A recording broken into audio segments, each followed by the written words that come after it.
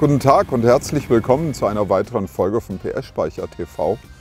Heute habe ich euch und Ihnen ein ganz exotisches Motorrad aus Nürnberg mitgebracht mit einem Motor aus Schweinfurt. Die Hercules Wankel machte Anfang der 70er Jahre viel Furore, machte Aufhebens. Wankelmotoren, die so nach ihrem Erfinder Felix Wankel heißen, sind sogenannte Kreiskolbenmotoren. Ein nahezu dreieckiger Kreiskolben kreist im Zylinder und beschreibt eine sehr ungewöhnliche Form. Felix Wankel erdachte diesen Motor bereits in den 50er Jahren. Wankel war jemand, der sich mehr mit Erfindungen als mit der Produktion befasst hat. Und diese Motorenbauart wurde von NSU aufgekauft und dann auch weltweit vermarktet.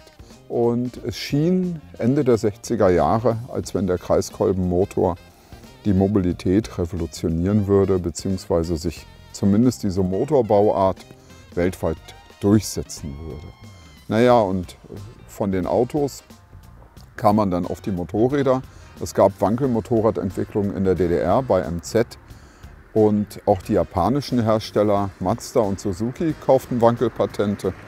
Und wer bereits einen Wankelmotor in der Schublade hatte, das war der Autozulieferer und Motorenhersteller Sachs von Fichtel und Sachs in Schweinfurt. Und die nahmen in Kooperation mit der Marke Hercules, die zu ihrem Portfolio gehörte und in Nürnberg meist kleinere Motorräder produzierte, überwiegend 50 Kubikmaschinen, Mofas und 125er, nahmen die diesen Motor aus einem Snowmobil und entwickelten das erste deutsche in Serie gebaute Wankelmotorrad. Es dauerte ein bisschen, das Motorrad wurde bereits 1970 angedacht und diskutiert. 1972 stand ein Prototyp auf der Internationalen Fahrrad- und Motorradausstellung in Köln und 1974 begann die Serienproduktion der Maschine. Ich bin das Motorrad jetzt für diese Filmaufnahmen zum ersten Mal gefahren und war angenehm überrascht.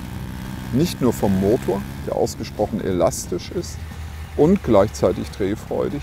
Das heißt, man kann sehr flink beschleunigen. Das Motorrad ist drehmomentstark und sehr agil, wenn man es aufzieht.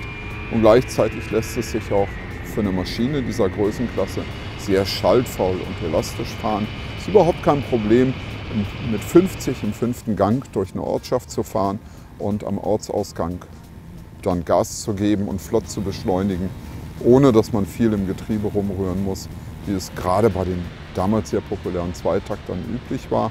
Also man muss, wenn man diese Maschine flott fährt, durchaus mit 6, 7, vielleicht sogar 8 Litern rechnen. Der große Vorzug dieses Wankelmotors ist die wirklich absolute Vibrationsfreiheit. Ich habe noch nie ein Mittelklasse-Motorrad gefahren, das weder kribbelt noch schüttelt.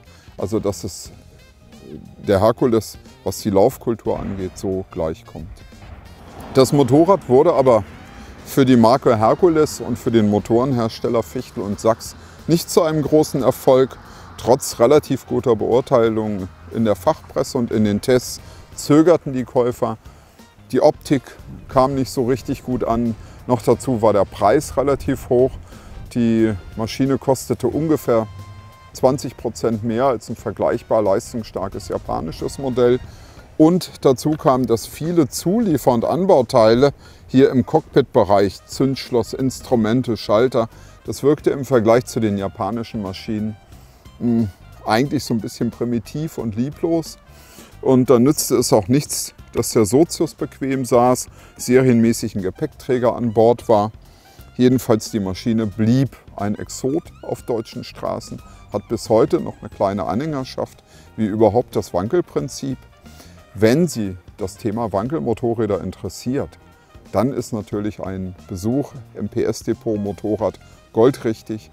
Wir haben alle Wankelmotorräder, die in dieser Zeit irgendeine Rolle spielten. Das ist nicht nur die Hercules Wankel, davon haben wir auch eine der ganz, ganz raren Geländesportvarianten. Wir haben auch eine Norton Wankel aus den 80er Jahren. Wir haben eine Suzuki Wankel, das Modell RE5, nur 60 Mal verkauft in der Bundesrepublik. Und natürlich auch die legendärste Wankelmaschine, die große Van Veen